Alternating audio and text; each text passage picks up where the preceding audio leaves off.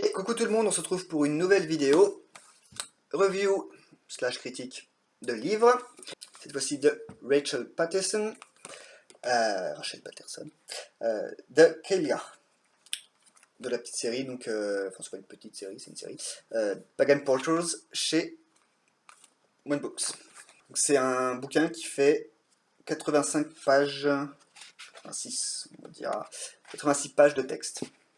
Donc je précise que j'ai pas de connaissances au préalable sur le sujet, c'est la première fois que je lis un bouquin sur la Keylar, donc je pourrais évidemment pas avoir un véritable avis critique sur la qualité des informations données, encore que vous allez voir à un moment donné, on a largement des indices à ce sujet. Un petit mot sur l'auteur. Donc Rachel Patterson, certains d'entre vous la connaissent sans doute déjà, hein, certains de ses ouvrages ont été traduits en français, c'était quoi, c'est Magie de la Lune et Magie du Soleil, je ne vous recommande aucun des deux. Elle a écrit plusieurs ouvrages sur la Kitchen Witchcraft, c'est d'ailleurs sur ce thème-là qu'elle s'est fait connaître. Elle a fondé son propre coven de Kitchen Witchcraft, et en l'occurrence, en ce qui nous intéresse, elle révère la Keylar. Le sommaire, ça commence par qui suis-je, ensuite un commentaire de l'auteur, ensuite naissance de la Keylar, ensuite la Keylar en Écosse, la Keylar en Irlande, la Keylar et Bride, la Keylar sur l'île de Man, la Keylar en Angleterre, la Dame des Bêtes, la Keylar globe-trotteuse, la Keylar par d'autres noms, culte de prêtresse, pratiquer la magie avec la Keylar, leçon de la Keylar, rituel avec la Keylar, méditation pour rencontrer la Keylar, et la sorcière malfaisante, suivi de références. Donc on commence par le qui suis-je, donc elle donne quelques mots sur elle-même à propos de ce qu'elle pratique, des organisations dont elle fait partie, elle mentionne ses livres déjà publiés, ses liens internet et réseaux sociaux. Donc c'est toujours intéressant quand un auteur, disons, montre patte blanche comme ça dans son ouvrage, au-delà évidemment de ce qui est résumé à leur sujet sur la quatrième de couverture, je veux dire, même si là en l'occurrence elle en dit pas tellement plus que la quatrième de couverture justement, tant pis. Et voilà, quand un auteur enseigne quelles sont ses croyances, ses pratiques, ça permet d'office de comprendre quel angle d'approche il adopte dans son ouvrage, puisque ces ouvrages évidemment ne sont pas des ouvrages scientifiques, donc ils ne peuvent pas être neutres. Et en ayant des renseignements justement sur l'auteur, on peut déjà facilement deviner quels sont les biais de l'ouvrage. Ensuite, une petite page de remerciements, que elle remercie sa fille qui a dessiné l'illustration, qui est effectivement très jolie, et son mari qui a réalisé la couverture. Ensuite, commentaire de l'auteur. Elle raconte rapidement comment la Keylar est venue à elle. Donc ça, vous savez que j'adore ce genre d'histoire. J'adore quand les gens racontent comment ils ont rencontré telle ou telle divinité, ou comment telle divinité est venue à eux, et bâtit une relation avec celle-ci après. Ensuite, elle parle des ressources et des sources qu'elle a employées pour rédiger le livre. Donc ça aussi, je trouve que d'emblée, c'est plutôt appréciable de la part de l'auteur d'annoncer où et comment elle a puisé ces informations, même si j'aurai d'autres critiques à ce sujet, mais on se les garde pour plus tard. Un petit mot sur le livre lui-même, puis ensuite la différente prononciation du nom de la Keylar. Toujours très pratique effectivement pour les noms dans d'autres langues, puisque, enfin, d'autant plus qu'ici c'est du gaélique, et le gaélique ne se prononce rarement comme il s'écrit, ce qui pose toujours évidemment un gros problème dans notre communauté. Ensuite, la naissance de la Keylar. Donc elle décrit la Keylar comme étant la déesse des ancêtres, de la sagesse qui vient avec l'âge, du temps au sens de la météo, et du temps au sens du temps qui passe, de la métamorphose et de l'hiver. Alors, elle l'appelle déesse, mais j'ai été vérifier si c'est bien le cas, parce que je sais que les néo-païens ont pris l'habitude de déifier un peu tout, y compris les entités qui n'étaient pas reconnues comme telles, comme des divinités auparavant, ou dont on ignore si elles étaient considérées comme des divinités. Hein, c'est un exemple, Kiridwen par exemple, il me semble que Rhiannon aussi, voilà. Et donc après vérification, on ignore si la Keylar était bien à l'origine une divinité ou non. Donc ça commence plutôt mal. Vous me direz c'est une petite erreur, mais ça indique déjà qu'elle fait fi de l'historicité, qu'elle se laisse biaiser par ses propres croyances, en tant que néo-païenne. Et je dis pas ça pour rien, parce qu'en effet ça va être un gros défaut de cet ouvrage, on va retrouver ça un peu tout du long, comme en fait dans tous les autres ouvrages que j'ai pu lire, donc j'en ai lu 2 autres de Rachel Patterson, elle prend pas tellement de recul par rapport à son sujet en fait. Ensuite, on tombe très vite dans les formulations malheureuses et typiquement néo-païennes, quand il en vient à des références chrétiennes, qui viennent s'ajouter avec le temps dans les croyances originellement païennes, polythéistes, hein, donc là c'est le cas de la Keylar. Donc là, on a le cas typique de cette paranoïa, théorie du complot des néo-païens qui sont persuadés que les chrétiens ont tout fait pour étouffer les croyances païennes, une espèce de guerre de croyances, ce qui est inexact et complètement exagéré. Donc bref, on va passer. Mais disons que c'est pas très agréable de tomber là-dessus dès le début du livre en fait, mais ça nous confirme bien qu'il ne s'agit pas d'une publication scientifique et qu'on n'a clairement pas affaire à une historienne. Elle évoque les différentes théories quant à son origine, l'origine de la Kaylar. Donc une bonne partie de ces théories ont franchement l'air complètement farfelues, et j'ai compris que plus tard pourquoi, donc ça aussi on se le garde pour la fin. Ensuite, différentes interprétations de son nom également, différents noms aussi et leur interprétation, leur signification possible, référencés dans différentes régions, principalement évidemment en Irlande et en Écosse. Ces associations aux éléments naturels, principalement les montagnes et les lacs par exemple, différentes faits qui sont ou ont pu lui être associés, les descriptions les plus communes la concernant, quelques éléments mythologiques rapidement mentionnés, les fonctions, les attributs, etc. Avec un très mauvais usage du terme Trinité à un moment, ce qui est à nouveau pas grand-chose mais quand même agaçant, puisque dans le contexte ça ne veut absolument rien dire, surtout qu'elle utilise le bon terme juste après, à savoir triple divinité. Qu'est-ce que tu fous, Rachel?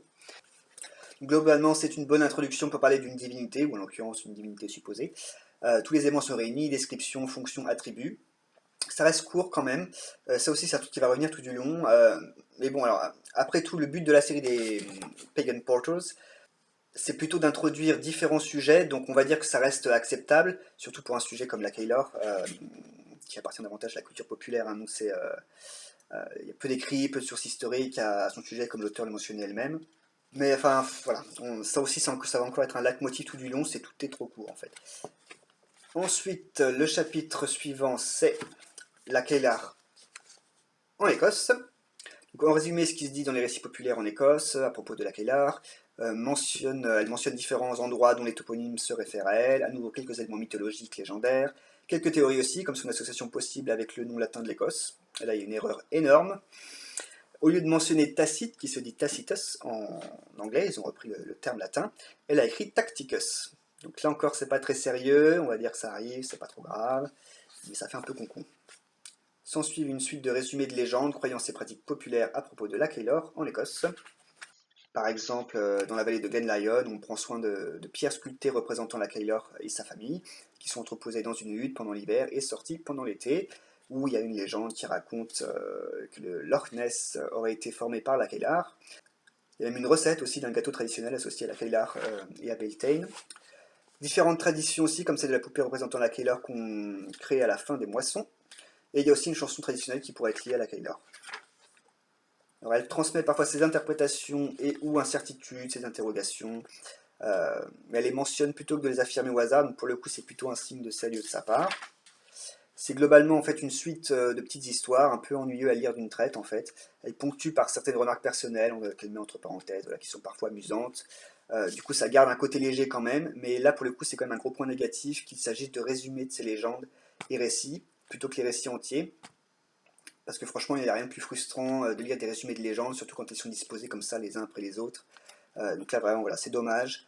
Si c'est parti, ces chapitres se veulent une collection de récits, ça aurait été mieux, je pense, et surtout plus intéressant de les avoir en entier. Ensuite, la Kaylar en Irlande. Donc, même principe, une collection de récits, de légendes, de croyances, de lieux, traditions concernant la Kaylar, mais en Irlande. Donc, toujours des récits courts, sous forme de résumés. On a par exemple un poème de type lament, je ne sais pas si ça se traduit littéralement lamentation en français, je ne suis pas sûr, c'est un type de poème traditionnel et de chant aussi traditionnel irlandais, où la Kaylar fait le deuil de sa jeunesse. Il y a une histoire où la Kaylar est perçue comme étant Ève, la toute première femme. Il y a un autre chant traditionnel aussi. Donc voilà, même remarque que pour le chapitre précédent, c'est trop court, c'est chiant à lire. Ensuite, la Kaylar et Bride. Bride. Donc ici, il s'agit de deux histoires qui connecteraient la Kaylar à Bride. Elle émet toutefois des doutes quant à l'ancienneté de ces légendes. Bon. Il y a une histoire où la Kaylar devient Bride au moment du printemps, ce serait donc la même personne. Rachel précise qu'elle croit personnellement que ce sont deux entités différentes, mais que, évidemment, chacun est libre de croire comme il le souhaite. Une autre où Bride est retenue prisonnière de la Kaylar, tandis qu'Angus est à sa recherche. Ensuite, la Kaylar sur l'île de Man. Il n'y a pas grand-chose. What the fuck. Donc après, bon, s'il n'y a rien d'autre à dire, bon bah très bien. Mais du coup, est-ce que ça méritait un véritable chapitre? Ça aussi, on va le voir au fur et à mesure, c'est typiquement Rachel, elle ne sait pas organiser ses écrits. C'est toujours des chapitres pondus au hasard, voilà. Mais bon, pour le coup, dans ce livre, c'est déjà mieux organisé que dans les autres livres que j'ai pu lire. Ensuite, on passe à Lakeila en Angleterre. Donc là, elle compile plusieurs légendes anglaises qui font mention de vieilles dames ou d'une géante qu'on pourrait comparer éventuellement à Lakeila, bien qu'elle précise elle-même que ces légendes ne concernent pas Lakeila en tant que telle, mais que chacun pourra en tirer ce qu'il voudra. Alors personnellement, je suis jamais contre un peu plus de folklore, hein, moi j'adore ça. Là, typiquement, quand même, on est hors sujet déjà. Et en plus, au final, j'ai un peu déchanté, vous allez voir. Donc comme il y a des histoires de sorcières, et que Rachel Patterson est une sorcière contemporaine et néo-païenne, on n'évite pas, bien sûr, les clichés du genre cette histoire pourrait dater de quand les chrétiens essaient de gagner contre les païens. Alors déjà, Rachel, quand tu sais pas quand ça date, t'évites d'imaginer des trucs.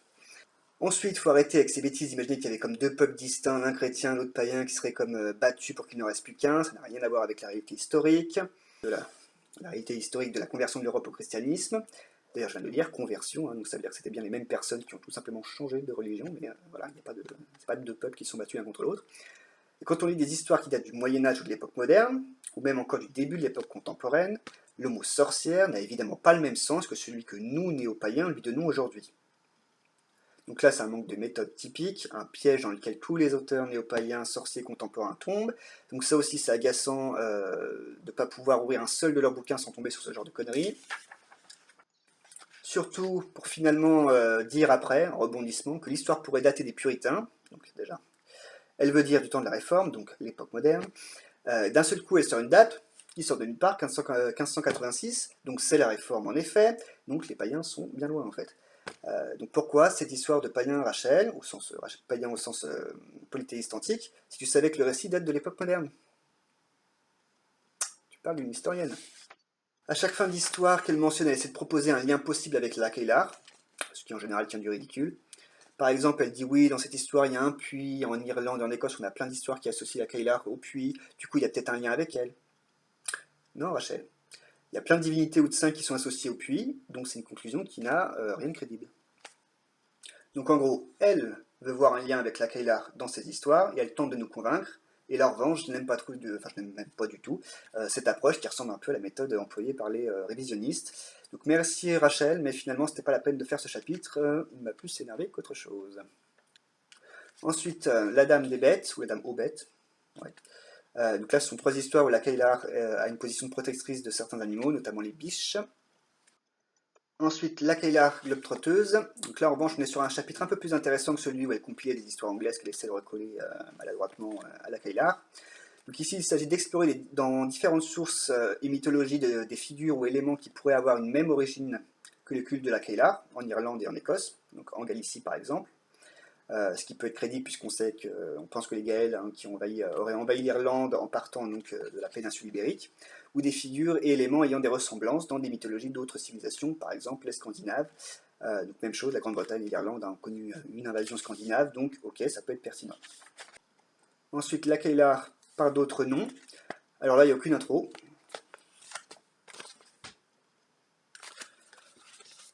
Donc c'est un peu abrupt. Déjà, quel est l'objet de ce chapitre? Est-ce qu'il est vraiment dissocié du précédent? Il nous balance un poème direct, en fait, sans intro, avec en prime une faute d'orthographe dans le titre. Voilà. Un poème donc qui raconte une légende anglaise que là encore elle essaie de voir si on peut le recoller à la Kailar. Donc finalement ça rejoint ce qu'elle a fait dans deux autres chapitres précédents. Qu'est-ce que c'est que cette organisation de merde? En plus, toujours le même problème, elle n'a aucune méthode scientifique, donc elle mélange des croyances de différentes périodes, ça va pas du tout, c'est anachronisme sur anachronisme. Elle réinterprète toujours les histoires d'une manière favorable à la Kailar, ce qui montre aussi à quel point elle est biaisée. Là, la première histoire nous parle d'une femme qui dévore des gosses, et Rachel a décidé d'assimiler cette femme à la Kailar, et donc évidemment, elle préfère dire non, mais en fait, moi je pense que c'est. Ce que la légende veut dire, c'est qu'elle s'occupait des âmes des enfants morts trop jeunes, en fait. Bah non, ma cocotte, tu peux pas inventer ce qui t'arrange. Mais bon, comme je l'ai déjà dit pour un autre chapitre, elle dit bien je pense que, donc ça reste clair que ce n'est que son propre opinion, mais opinion néanmoins fondée sur rien du tout. Ensuite, rebelote par rapport à ce que j'ai pu dire pour le chapitre naissance de la Kailar. Elle nous parle de Nick Neven en parlant, je crois qu'on prononce Nick Neven, je sais plus, en la qualifiant de déesse alors qu'historiquement ce n'est pas une divinité. Donc là encore, vous voyez un des biais typiquement néo-païen, cette manie de tout diviniser. qu'elle, Rachel, la considère comme une déesse, c'est une chose, et c'est relatif à une croyance qui lui est propre. Donc là, c'est pas correct de la mettre à l'affirmatif, en fait, comme s'il s'agissait d'un fait avéré. Alors qu'historiquement, justement, ça n'est pas le cas.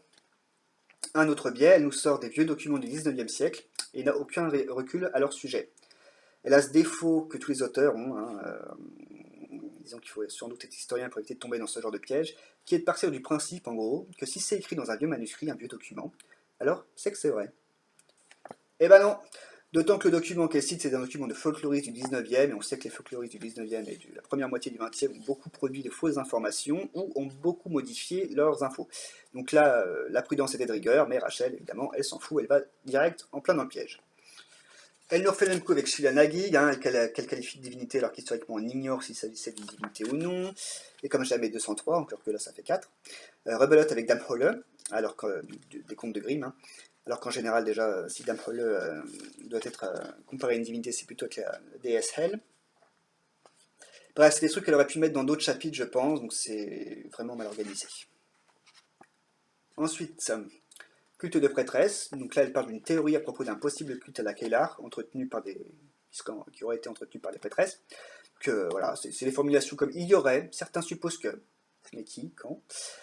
Manque de méthode, ça fait vraiment j'ai entendu dire que, j'ai lu quelque part sur internet. C'est pas terrible. Elle tente de détailler, mais c'est encore pire.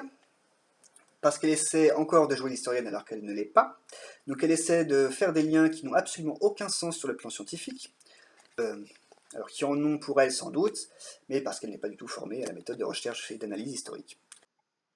Donc c'est encore un truc agaçant, d'autant qu'on retrouve ces comportements dans tous les bouquins écrits par des néo-païens. Je l'ai déjà dit dans une autre vidéo, mais je le redis ici. Même si on joue tous les historiens et les psychologues régulièrement sans même s'en rendre compte, il faut bien rappeler que l'histoire c'est une science, la psychologie aussi d'ailleurs. C'est une science sociale, ce qui signifie qu'elle nécessite une formation pour être pratiquée. Et je pense que de l'extérieur, on s'en rend pas compte, parce qu'on ne connaît pas les détails, les implications de cette science. Moi-même, j'ai toujours été passionné d'histoire, et je me rendais pas compte du tout non plus, mais jusqu'à ce que je m'inscrive en histoire à l'université, où j'ai été justement formé à cette méthode. Et maintenant, je vois les erreurs de tout le monde, partout, tout le temps. Parce que, comme j'ai dit, voilà, on joue tous aux historiens, en essayant d'interpréter, d'analyser des faits historiques, et ça semble faire sens pour vous, mais quand vous y avez été formé, c'est juste désespérant en fait de voir ça, parce qu'au contraire, ces raisonnements n'ont en fait absolument aucun sens, scientifiquement parlant. Et alors après, elle essaie de crédibiliser son délire en mentionnant la théorie de quelqu'un, mais c'est pas mieux. Déjà, la théorie en question date de 1932, ce qui signifie qu'elle n'a plus forcément de valeur scientifique aujourd'hui. Il y a même très peu de chances en fait qu'elle en ait. C'est bien trop vieux. Donc ça aussi, j'en ai déjà parlé dans des vidéos, mais si vous voulez lire des publications scientifiques, il faut toujours vous référer aux plus récentes. Donc les sciences, y compris les sciences sociales comme l'histoire et l'archéologie, ont évolué drastiquement dans la deuxième moitié du XXe siècle et continuent évidemment d'évoluer. Donc on fait des découvertes, on en fait beaucoup plus et beaucoup plus rapidement aujourd'hui qu'au siècle précédent. Ce qui fait que des théories ou même des affirmations des années 30, pour reprendre cet exemple, sont aujourd'hui complètement fausses. L'année dernière, par exemple, j'ai lu un bouquin sur les Gaulois, ou les Gallo-Romains, c'était les Gallo-Romains, qui a été écrit dans les années 30, justement, et on n'avait pas idée mais du nombre de conneries qu'il contenait alors qu'il avait été écrit par un scientifique. Alors je rajoute en plus qu'il a fait une faute dans le nom de l'auteur de la théorie, qu'il n'a cité que le nom de famille. Donc déjà quand on fait une citation scientifique, on met au moins les initiales et on évite de se gourer dans l'orthographe. En fait, j'ai fait une recherche rapide sur internet et je me suis rendu compte qu'elle a carrément confondu avec une autre personne.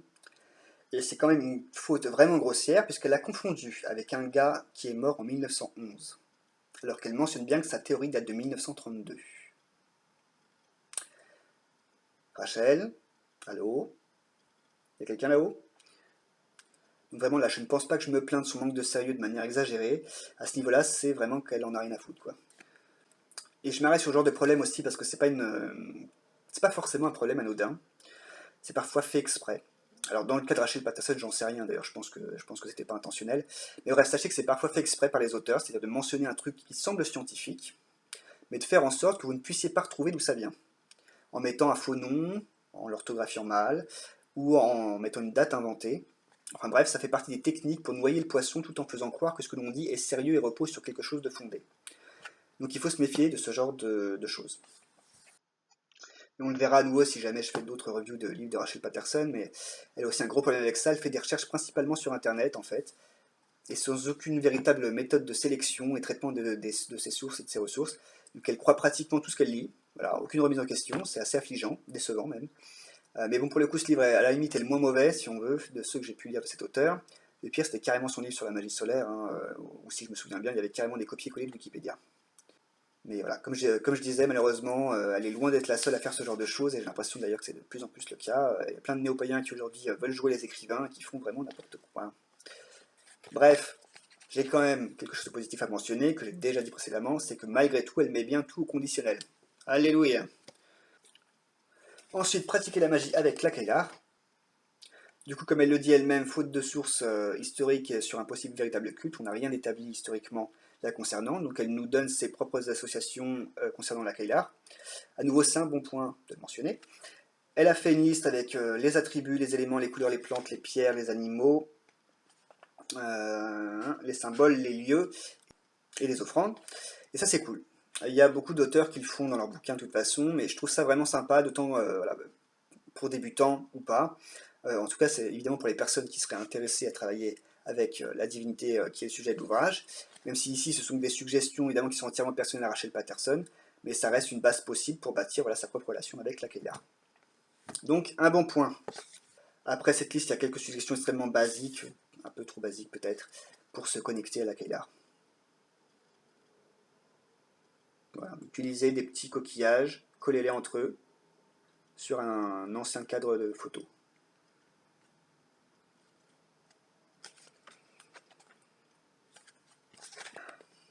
Bon. Leçon de la Kailar. Alors là, elle nous fait une liste de différentes choses qu'on peut apprendre, comprendre, intégrer en travaillant avec la Kailar. Et elle développe un peu ensuite. Donc, j'ai trouvé ça aussi intéressant d'intégrer ce genre de choses dans un livre sur une divinité ou entité, je devrais dire, puisqu'historiquement on ne connaît pas la nature de la Kailar.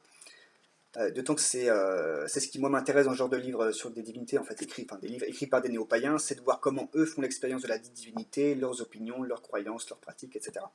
Donc à la limite la partie historique, franchement, ça va, je gère, je sais où trouver ces informations, et sous forme beaucoup plus sérieuse que la version modifiée, manipulée, triturée que nous donnent la plupart des auteurs néo-païens, c'est-à-dire d'aller les chercher dans des publications scientifiques en fait. Donc c'est bien d'en avoir dans ces livres-là, je ne dis pas, c'est bien. C'est bien de les rappeler, de les énoncer. C'est agréable aussi, mais à la condition que ce soit fait sérieusement. Là, ce qui rattrape, c'est qu'en général, voilà, elle fait plus une sorte d'inventaire, et quand elle fait des théories ou analyses qui sont systématiquement farfelues, en général, ça ne tient pas plus de 3, 4 lignes, enfin, ça dépend, il y en a qui sont quand même plus longues. Donc on va dire que, bon bref, ça va. Même si, voilà, à la longue, quand même, ça passe de moins en moins. Mais bref. Rituel avec la Kailar. Elle propose un rituel assez simple, donc accessible à tous, pour le pardon de soi, abandonner tout sentiment de culpabilité, toute émotion négative, en collaboration avec la Kailar, bien sûr. Donc ça aussi c'est pas mal pour les personnes qui sont intéressées de travailler avec la Kailar, ça peut être un bon point de départ. Ensuite, méditation pour rencontrer la Kailar. Donc là encore, c'est un truc super sympa qu'elle propose ici. Il s'agit d'une courte méditation guidée qui vise à rencontrer la Kailar pour la questionner, l'interroger sur ce que vous voudrez. Donc ok, pourquoi pas. Ensuite, on termine avec un chapitre nommé La sorcière malfaisante. Et là, elle s'interroge sur pourquoi la Kailar est souvent décrit comme un personnage négatif dans les légendes populaires. Et elle dit bien qu'elle n'en sait rien, mais, dit-elle, je partage mes opinions avec vous. À la limite, Rachel, si tu sais pas, abstiens-toi. Là, on arrive à la fin du livre, et franchement, j'en pouvais plus. Parce que là, à nouveau, tout ce qu'elle raconte, c'est n'importe quoi. Donc elle tombe dans le piège bien néo-païen d'opposition entre paganisme et christianisme, que les chrétiens sont arrivés, ont rendu toute croyance et pratique païenne diabolique, blablabla, bla, bla, bla, et que c'est aussi selon elle une manipulation, carrément, qui servait aux riches et aux puissants. Donc bref, théorie du complot, révisionnisme, foutaise. Qu'en réalité, il faut s'éloigner évidemment de cette idée du temps que des polythéistes, tout était perçu positivement, ni que tout était soit positif, soit négatif. La Kailar a très bien pu être perçue comme tantôt positive, tantôt négative, et donc comme autant positive que négative également. Donc c'est même assez typique en réalité des croyances anciennes et des croyances populaires, cette sorte d'ambivalence. On a plein de divinités et autres entités qu'on connaît bien, qu'on a en exemple, et d'ailleurs on a mentionné elle-même quelques-unes. Donc voilà, la Kailar ici représentant entre autres la vieillesse. La vieillesse par exemple c'est autant quelque chose qui fait peur que ça ne fascine. Donc surtout à des époques où on ne vivait pas forcément facilement vieux par rapport à aujourd'hui. Puis voilà, bon, on est encore sur des raisonnements simplistes qui n'ont rien de scientifique et qui sont biaisés par le fait que Rachel veut absolument dépeindre une image exclusivement positive de la Kailar. Ensuite, on a un truc en résumé, sur la même page. Pourquoi sur la même page? Donc, elle termine son ouvrage par ces quelques mots, en fait. Voilà. Vous les avez là, et juste après, c'est quoi? C'est une espèce de formule. Donc elle termine son ouvrage par seulement quelques mots, où en gros elle espère que le livre nous aura été utile à connaître la Kailar, et potentiellement pouvoir nous connecter à elle, que même si notre relation à la Kailar, bien sûr, sera forcément différente de celle qu'elle a avec elle, elle en vaut néanmoins la peine. Ok. Minuscule paragraphe, donc à la fin d'un chapitre qui n'a rien à voir, donc fin du livre trop abrupte. On a l'impression qu'elle en a plein le cul en fait, et qu'elle est en mode bon allez c'est bon, j'ai assez bossé, barrez-vous maintenant. Et ensuite on arrive aux références. Déjà c'est plutôt court. Et alors là, surtout, je vous conseille toujours d'y jeter un œil, c'est révélateur. Parce qu'en y jetant un œil, je me suis aperçu de quelque chose qui explique certaines des critiques que j'ai faites précédemment. Ces références, c'est une majorité de vieux écrits. Le plus récent date de 2003, et c'est le seul à dater des années 2000, c'est-à-dire du XXIe siècle. Tout le reste, à majorité, date du 19e, donc des années 1800, ou la première moitié du 20e, jusqu'en 1950. Et c'est problématique puisque les études sur les religions anciennes ne débutent que dans les années 1970. Donc c'est évident que ces documents sont bien trop vieux pour être exploités. C'est un très très très mauvais choix en fait. Mais pourquoi a-t-elle pris que ces documents-là? Eh bien parce qu'ils sont libres de droit et donc accessibles sur internet. Voilà pourquoi elle a trouvé que ces trucs-là. Donc on peut avoir l'impression qu'on vit à l'ère du tout internet, mais c'est pas encore le cas. En tout cas ici, en ce qui nous concerne les publications historiques, c'est pas du tout le cas. Et là encore, c'est l'étudiant en histoire qui parle. Même si moi, en tant qu'étudiant, j'ai accès à des publications récentes gratuitement, à des articles, des ouvrages, etc. Là où d'autres personnes devront sans doute payer pour y avoir accès, ça n'empêche pas que même avec ça, pour faire des recherches pour mes études, c'est pas suffisant. Il faut que je se déplace dans des bibliothèques universitaires pour avoir accès à ce dont on a besoin lorsqu'on fait des recherches en histoire. Donc là, vous voyez, Rachel qui semble jamais bouger ses fesses de son fauteuil de bureau et qui fait tout sur internet, c'est pas possible. C'est pas suffisant du tout pour faire des recherches historiques convenables sur un sujet. Donc non, là je valide pas. Donc, voilà. Et elle, malgré tout, elle fait comme ça, et elle en fait un bouquin et elle le vend ensuite. Ouais, c'est vraiment un manque de sérieux, ça frôle même l'arnaque, quand même, puisque finalement ce qu'elle fait, n'importe qui ayant un ordinateur et une connexion internet peut le faire. Donc voilà, comme je l'ai dit plus haut, ça fait partie des problèmes principaux de cet auteur, comme de bien d'autres auteurs néo-païens. Et c'est juste, enfin voilà, c'est une foutage de gueule, quoi. Donc on en vient déjà au résumé des points positifs et négatifs. Alors les points positifs, cette petite remarque perso éventuellement, qui sont parfois drôles, alors c'est un humour à l'anglaise, hein, qu'elle met entre parenthèses, voilà, et encore elle les a fait qu'au début, puis après plus rien. La collection de mythes et de légendes britanniques, en rapport à la Kailar ou pas, même si c'est trop court. Et le fait que quand elle parle des théories qui lui sont personnelles et ses analyses perso, elle précise bien qu'elles lui sont personnelles, donc c'est quelque chose que je ne devrais pas avoir à mettre en fait dans les points positifs parce que c'est de sens commun en fait. Mais le fait est que chez les auteurs néo-païens c'est plutôt rare. Donc du coup je le mets quand même dans le positif. Mais attendez, vous allez voir, je vais revenir dessus dans les points négatifs quand même. Et un point positif que j'avais mis au départ et que j'ai retiré ensuite, c'était le fait de s'attaquer à ce sujet. Même si ça a été fait avec Fédantise, puisque voilà, je me suis dit c'est peut-être un des premiers livres de ce genre sur la Kailar, donc de ce genre je vous dis écrit par des néo-païens, enfin des personnes qui ne sont pas des scientifiques. Et finalement après une courte recherche, non, elle est loin d'être la première. Du coup voilà, j'ai 2 points positifs pour en parler, éventuellement 3. D'ailleurs pourquoi les ouvrages en question ne sont pas dans la référence? Est-ce que c'est parce que c'est d'autres maisons d'édition donc on ne veut pas faire de la concurrence ou je ne sais pas. Les points négatifs, ils sont légion, vous l'aurez compris. Donc des problèmes de typologie, d'orthographe, de frappe et de grammaire. Donc, je vous avais donné l'exemple de Tacticus au lieu de Tacitus par exemple. Des articles comme The qui manquent, hein, page 22 par exemple. Finlay headed to house of the old woman. Non. Finlay headed to the house of the old woman. Faute de frappe aussi, page 81, guild au lieu de guilt, ça ne veut pas dire du tout la même chose. Manque de virgule aussi, ce qui rend souvent la lecture très difficile. La moitié du livre est toute une collection de résumés, de récits et de légendes. La lecture s'en trouve tout de même longue et ennuyeuse. Mais ça semble toutefois voilà, faire partie vraisemblablement du principe du livre, hein, de collecter ces récits et ces légendes. J'ai apprécié quand même, mais c'est juste chiant à lire en fait. C'est frustrant, parce que ce ne sont que des résumés. Et ça aussi, c'est un point négatif. Ce livre a été pénible à lire, hein, vraiment. Pour moi, en tout cas, hein, c'est pourtant un petit livre, hein, 85 pages. Je l'ai commencé, et c'était une seconde tentative hein, en juillet, et je l'ai terminé qu'en novembre. Alors, sachant que ça faisait partie, avant ça faisait partie des livres que j'avais jamais lu en entier, donc je m'étais pas rendu compte à ce point-là.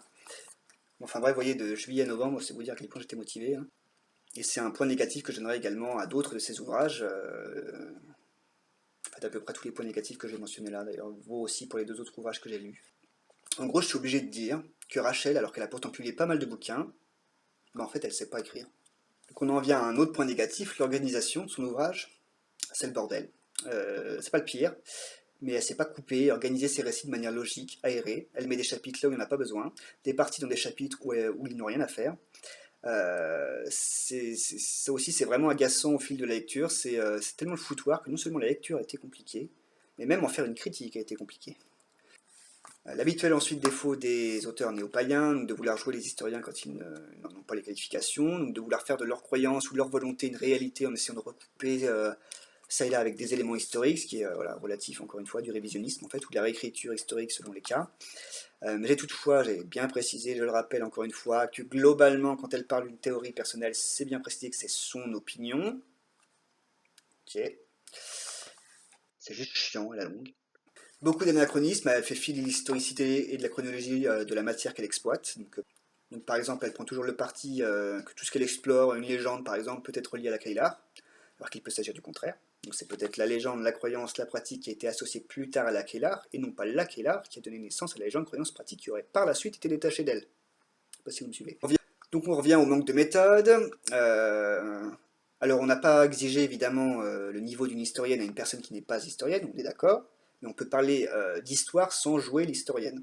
On peut mentionner des théories, les opinions de différents spécialistes, et elle l'a fait, c'est juste dommage qu'elle se soit référée à des trucs beaucoup trop vieux, et éventuellement son opinion sur ses opinions spécialistes. Mais là ce que je lui reproche, c'est d'avoir plusieurs fois fait de la roue libre, c'est-à-dire de tenter des trucs, des analyses, des comparaisons toute seule, donc sans l'appui d'une théorie scientifique, parce qu'à force, elle a beau mentionner que ce sont que ses opinions à elle, ça n'empêche pas que c'est tellement ridicule qu'on finit par avoir l'impression qu'elle se fout de notre gueule, en fait. Donc voilà, je lui reproche de trop s'éloigner des théories scientifiques, ce qu'on ne peut pas faire quand on n'est pas scientifique soi-même. Et c'est une perte de temps, en fait, autant pour elle que pour ceux qui la lisent. C'est ce qui est aussi lié à un autre problème, l'ancienneté donc de sa documentation. Les ressources qu'elle employait sont obsolètes, ce qui explique en partie les moments où elle raconte n'importe quoi. Même en se fondant sur un historien, donc elle part quand même en roue libre, comme la ressource elle-même est obsolète. Bah, le raisonnement du coup forcément personnel de Rachel va lui-même être obsolète à côté de la plaque. Voilà. Et l'ancienneté de ses ressources sont liées, j'en suis sûr, au fait que visiblement Madame avait la flemme de bouger ses fesses dans des bibliothèques universitaires, donc elle a simplement tapé Kailar sur Google, et elle a fait un bouquin à partir de ça, donc à quoi ça sert de faire ça en fait c'est de la fainéantise, ça fait arnaque, je suis désolé, hein, c'est pas sérieux. Donc à ça s'ajoute un problème de référencement de ses sources, beaucoup trop pauvre et hasardeux. Elle mentionne qu'à moitié ses sources dans son livre. Quand je dis à moitié, c'est qu'elle est capable de donner un nom mais pas de date, une date mais pas de nom, et qu'elle est capable de se gourer de mec, carrément. Ça non plus, Rachel, non, c'est pas possible. Ensuite, tout est trop court, donc j'ai déjà dit que c'était frustrant pour les légendes et les mythes référencés, mais ça va au-delà en fait. Elle est expéditive d'une manière globale. Et quand bien même, comme je l'ai dit en début de vidéo, les Pagan Porters se veulent introductifs sur un sujet, j'en ai lu pas mal, des Pagan Porters, c'était rarement aussi expéditif, quoi. Là, c'est introductif, Rachel, ne signifie pas expéditif, en fait. Et ça encore, c'est un truc que j'ai observé dans d'autres de ses livres, sachant que le dernier que j'ai lu d'elle est, ou en tout cas il l'était au moment où je l'ai lu, le dernier qu'elle avait publié, donc Sun Magic, la magie solaire, qui est traduit en français. Ne l'achetez pas. Donc autant dire qu'elle récidive à chaque fois, et ce que j'observe, c'est qu'en fait, au début de livre, elle est plutôt sérieuse, elle fait ça bien, c'est même relativement agréable à lire, même si elle ne sait pas trop écrire. Mais au fur et à mesure, elle l'est de moins en moins. En fait, j'ai l'impression qu'écrire, ça la fait chier. Du coup, c'est pour ça que plus on avance dans le livre, plus elle est expéditive. Et ici, la fin du livre, c'est très représentatif. On a carrément l'impression qu'elle nous claque la porte au nez, genre c'est bon maintenant, cassez-vous de chez moi. Mais wesh, Rachel, c'est toi qui as écrit le livre en fait. Pourquoi tu nous chasses comme ça, comme des malpropres? Donc, non seulement Terre chère, c'est du foutage de gueule, mais en plus écrire, ça te fait chier. Mais Rachel, va te trouver un vrai job en fait. Écrivain, c'est pas fait pour toi. En plus, c'est les parties qui auraient pu être les plus intéressantes qui sont finalement les plus pauvres, hein, tout ce qui est activité, méditation, etc. Bref, tout ce qui est véritablement relatif au néopaganisme, se connecter à la Kailar, travailler avec elle, expérience perso de l'auteur, voilà, voilà, que dalle. Donc voilà, comme la plupart de ces défauts que j'ai mentionnés, je les ai retrouvés globalement dans dans les deux autres de ces livres que j'ai lus. Bah, je trouve que globalement, les bouquins de Rachel Patterson, voilà, c'est de l'arnaque, ça vaut pas le coup de les acheter. C'est mal foutu, c'est de la fainéantise, du foutage de gueule. Et puis de toute façon, ouais, c'est très clair.